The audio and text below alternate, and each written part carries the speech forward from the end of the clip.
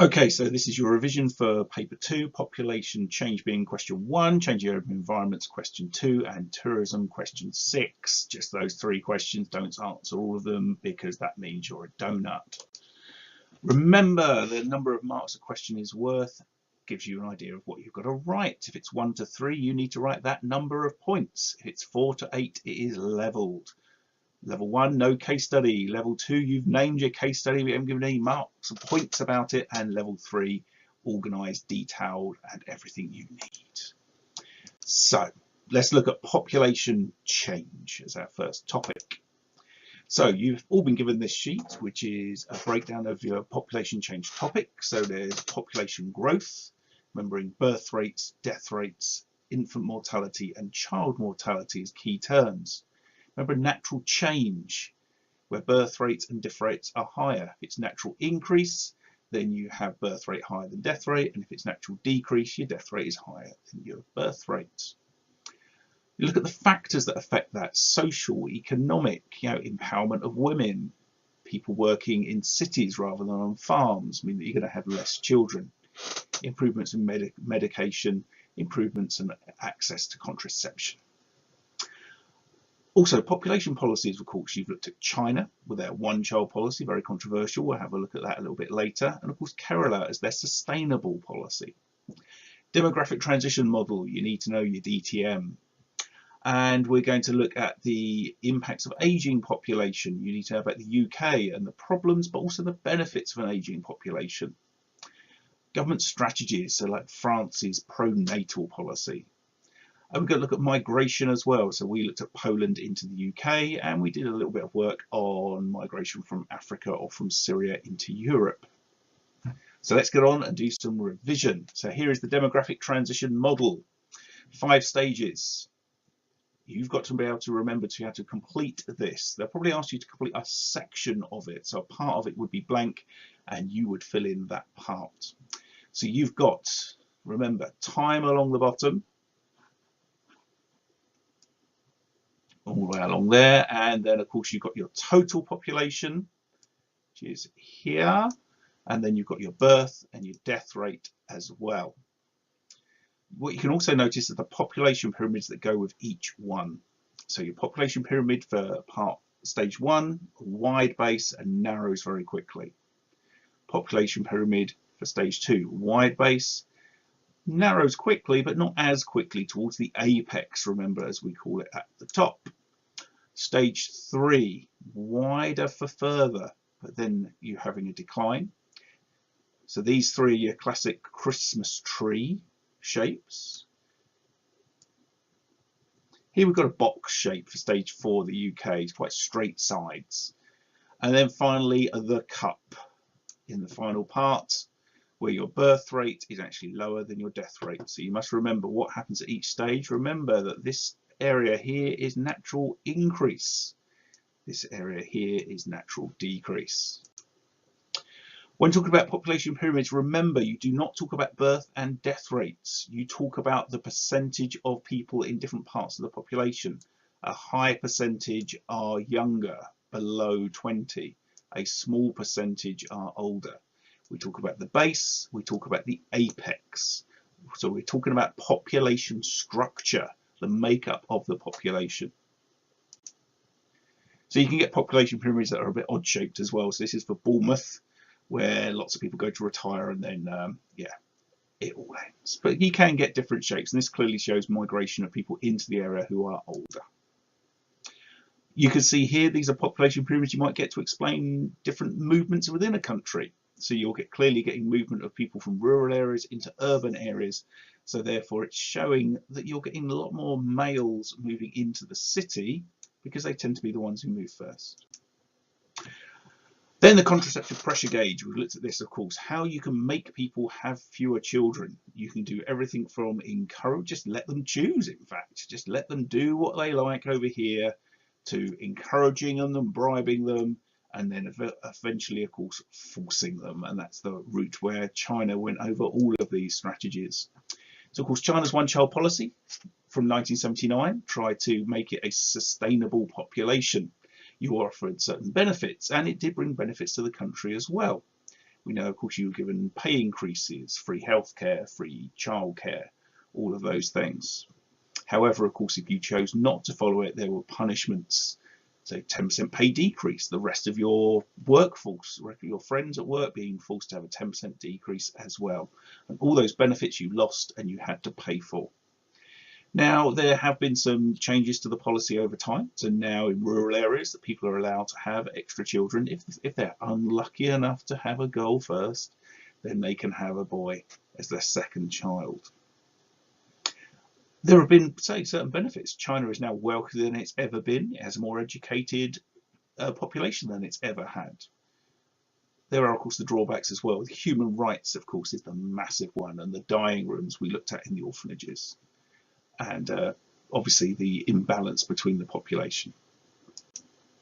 Kerala, of course, is sustainable, but went for a different route. It went more for education. It educated older people, the people who are having children, about the benefits of smaller families, and also how to read and write, so how to know how to use the different contraception methods and making a choice.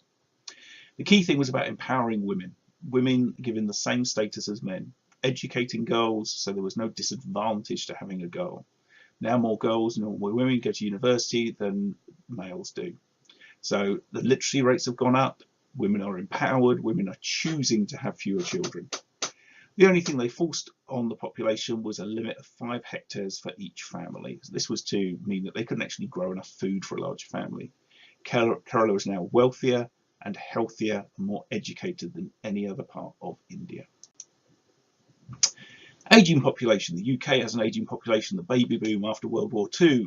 We won the war, came home and celebrated. So there was a population baby boom. This has meant that there is a huge number of people now who require healthcare, pensions. They spend more time at doctors, in hospitals. It's costing the country a huge amount of money, which needs to be paid for, which means more taxes, which means you guys will be paying for my pension. So what can we do about it? Increase the retirement age. That's already happening. It's going up to 67. I'm not working till 67. And so they're trying to encourage also people to take out private pensions as well, so they can retire when they want to. Also, there has been in the past encouragement of immigration, so you have more younger workers to generate income to pay for taxes. So we know that workers from the European Union have actually led to a £5 billion increase in the wealth of the country.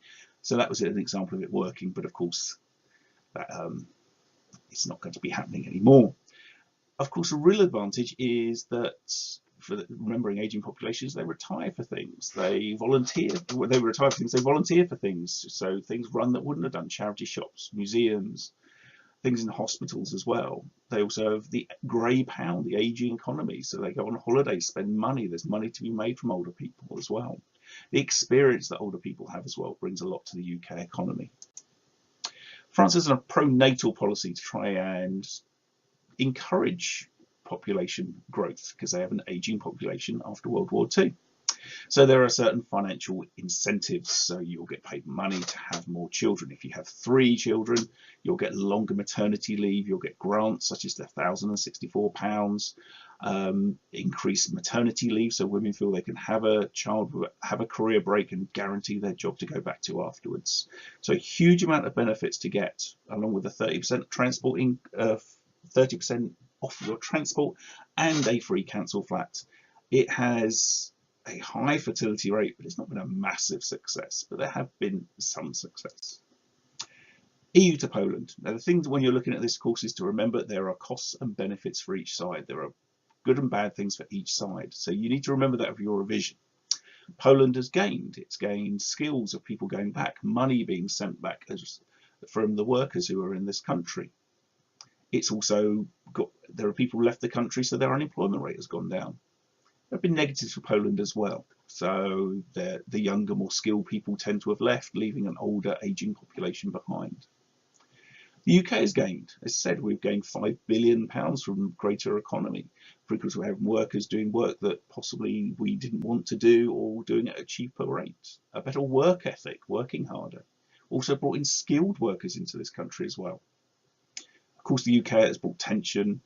It's brought resentment, and I think eventually it was a key factor in the Brexit Leave vote.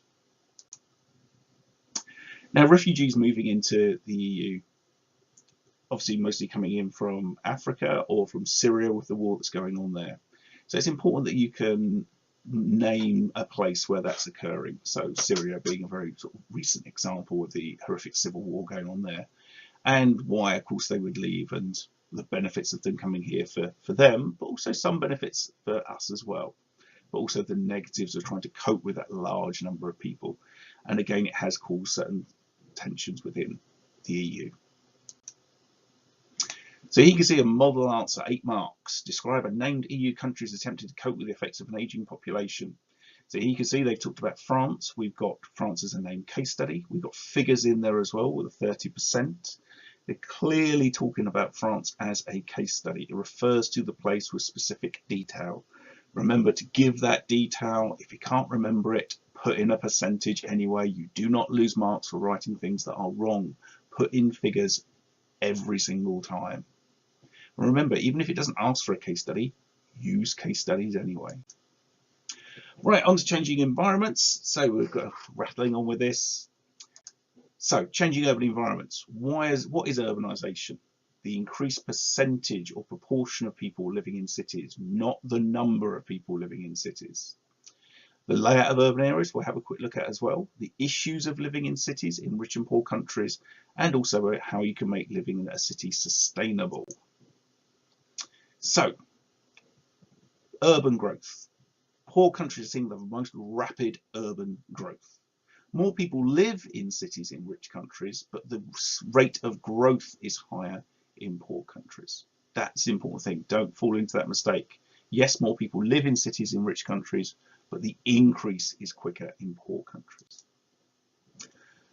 And of course, what you need to consider are the push and pull factors. Remember, push factors, negative things about living in the countryside. Pull factors, the positives that drag people into the city.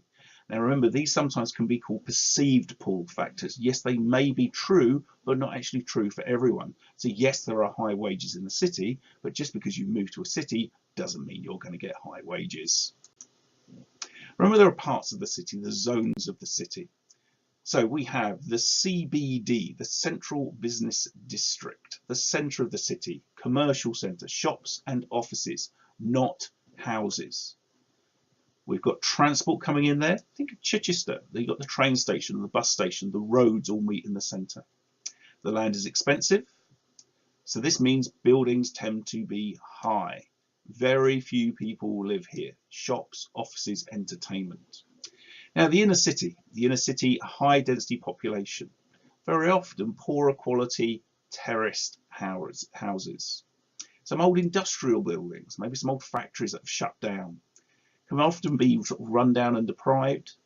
Sometimes what's happened is the old terrace houses have been knocked down and they built blocks of flats instead, but again, they tend not to be great quality either. Some cities have seen a rejuvenation of the inner city, but very often that's what we're looking at there. Terraced houses, make sure you say terrace, not the accidentally another word, and say old industrial buildings. The suburbs, where most people live, the residential areas, semi-detached, detached houses, gardens, driveways, front and back gardens, nice tree-lined streets, where most people like to live, less pollution, less crime, nice places to live. The rural urban fringe, right on the edge of the city. So it tends to have larger houses, so it tends to have some farmland. What we're starting to see now, though, are out-of-town shops. So again, you can think about the large out-of-town things like Tesco's and Sainsbury's and Homebase and all that sort of stuff. So one of the problems of living in a city in a rich part of the world is the lack of housing and the price of housing. So one thing you can do about it is build more. You can either build on a brownfield site, so a site that's already been built on. So the advantage of that is that the gas, the electric, the roads are already there. Disadvantage is you've got to clean it all up to start with, and of course it's going to be expensive and there's a lack of space in the cities. Greenfield sites are what they say they are, green fields, and they sorry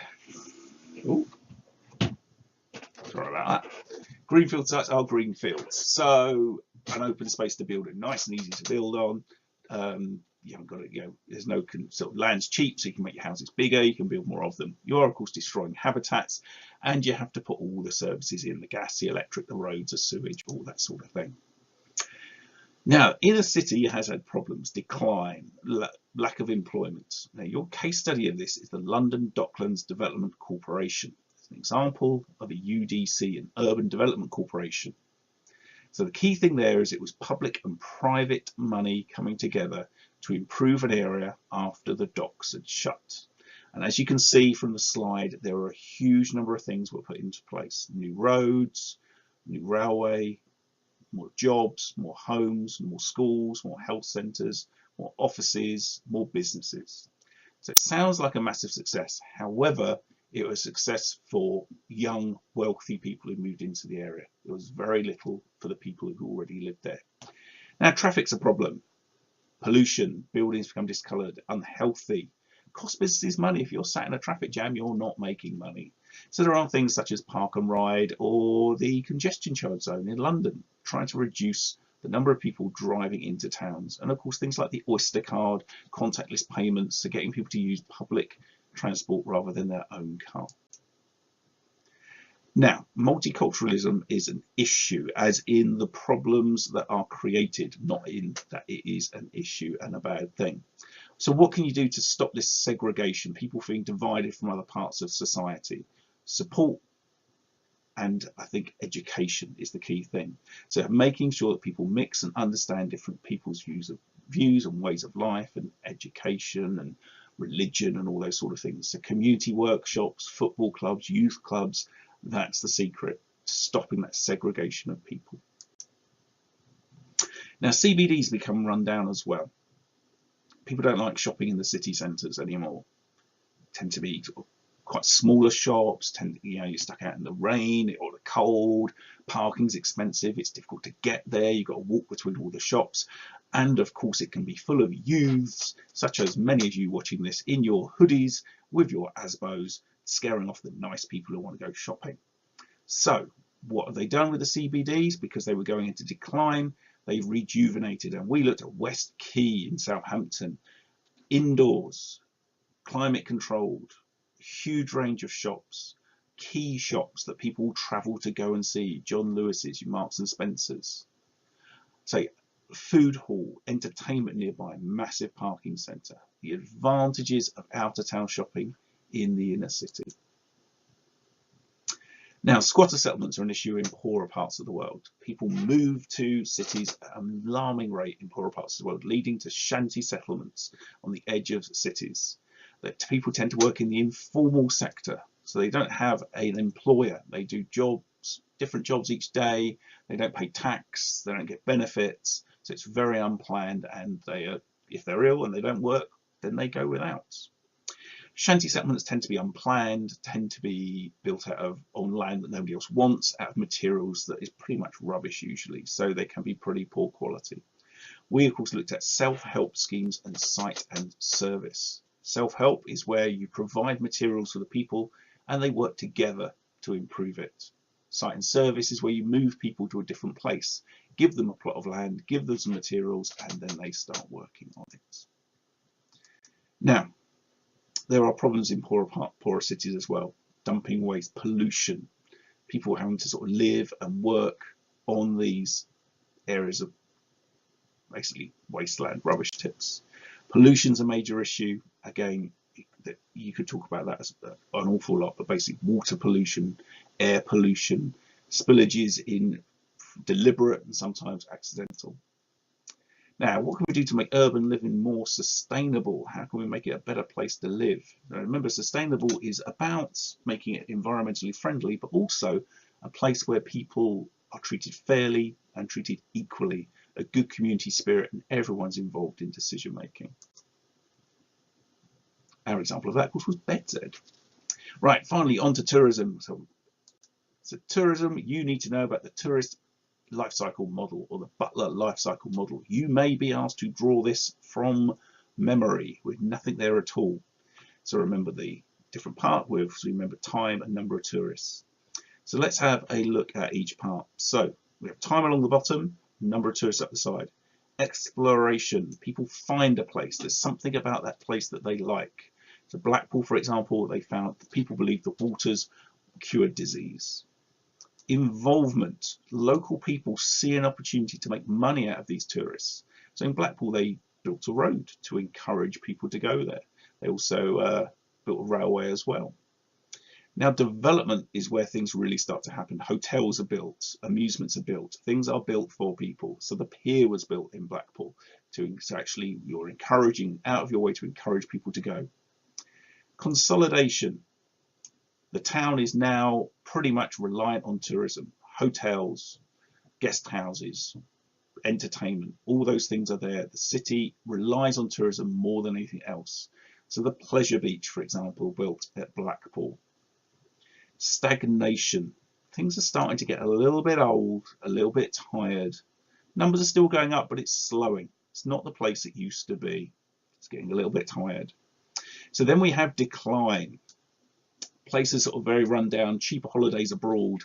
You tend to have, so Blackpool ended up having like stag parties and hen parties, and people only went for like a day or so. You didn't really want to go and stay at the same place as people having these sort of more lively parties. But rejuvenation, where you improve things. So in Blackpool, they built the big one, the massive roller coaster on the Pleasure Beach. They invested in undercover entertainments. They invested in new shopping areas. They improved the rail areas. Of course, the lights, the Blackpool illuminations were improved as well. So therefore, visitor numbers have improved at Blackpool. Now, remember, tourism is a positive, can be a particularly positive thing, and it's worth talking about how these positives can be, and often drawing a spider diagram or a mind map can help you to organise that.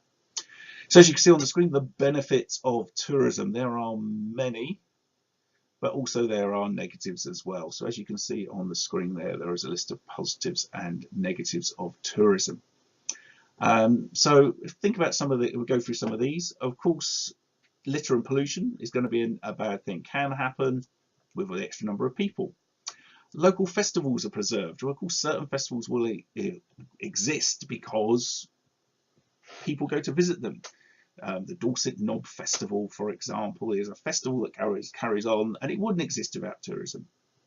It's labour intensive. You can't replace people serving and cleaning and all that with robots. You need people to work. It creates jobs. Provides governments with extra taxes, brings in money, particularly valuable to poorer countries. Infrastructure, roads and railways, airports built for tourists can be used by local people. However, the employment can just be seasonal. Only at certain times of the year are the tourists there. The rest of the year, you haven't got a job. It does earn valuable foreign exchange, pounds, dollars, euros. Those things are particularly valuable to poorer countries. They bring in value to poorer countries. They can buy things with pounds, dollars and euros they couldn't possibly with their own currency. Sometimes you get conflict of interest, so you'll have people coming into a certain country wanting to wear certain clothes, which is against what the people would believe and would do in that country. So it creates a conflict between local people's ideas and views and those of the visitors. It can, of course, if people are going to see a natural feature, it could encourage people to look after that natural feature. It can actually help the environment, help with conservation. Economic leakage, an unpleasant word, but economic leakage, where money leaves the country. Very often the hotels are owned by foreign companies, the food is brought in from other countries, the highest paid workers are from other countries, so most of the profit actually leaves the poorer country. It can lead to a competition for resources. If there's a lack of water in a place, most of the water will go to the hotel rather than the local people. Possibly a river might be drained, so therefore it affects the environment as well. Tourism has priority over everything else. But it does create jobs and business opportunities. It can damage the natural environment. It can, a number of things can affect, people might not go on a holiday because of things out of their control. So things like terrorism or a natural disaster or financial crash that we've had.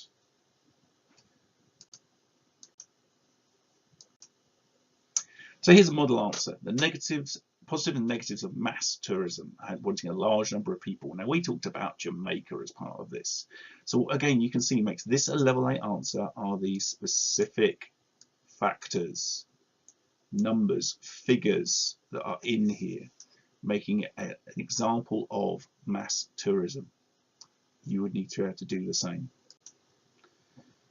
We looked at Blackpool, as I've already mentioned a little bit before, and you can go back and look at your revision notes for that. But particularly, so we talked about that as part of the Butler Tourist Lifecycle model. Don't forget this rejuvenation stuff down here at the bottom. A lot of people always forget about this. Very important. The Lake District we looked at as well as an example of a national park. You only really need a national park or a coastal one. The coastal one's probably better. Just, have a read through it just so you know what it is. We looked at extreme tourism. Now, extreme tourism where people deliberately go to a place with a risk to their lives. And very often, one example we looked at was Antarctica. It's the last great wilderness. No indigenous people there at all. An environment like nowhere else on the planet. Now, people like to go there between sort of November and March, and they go in sort of cruise ships. And unfortunately, it can create problems. There is, people dropping litter or standing on plants or oil spilled from ships. Also, people scaring the animals. The animals aren't used to humans, so maybe they can be scared, and that stops them living in an area or breeding in an area. Or they get used to humans, and that can be a negative as well. So, tourism has increased massively in Antarctica, so something has to be done. And so what happened is there was a tourism treaty, the IAATO. All tour operators have to sign up to this, and there are certain rules in place. So you can't have ships over a certain size. There are a limit on the number of people that actually go to a place. And so it's about limiting numbers. So this has been quite successful. Only 5% of places were showed any sign of damage. So by limiting numbers and limiting activities by this treaty, it has been successfully protected. Now, that was a bit I've gone through there, a few different things about tourism, population, and changing urban environments, questions 1, 2, and 6. Hopefully you found that useful. There are, of course, all your resources up on Edmodo as well, and I'll provide some links in the description below. Thank you very much for listening. Goodbye.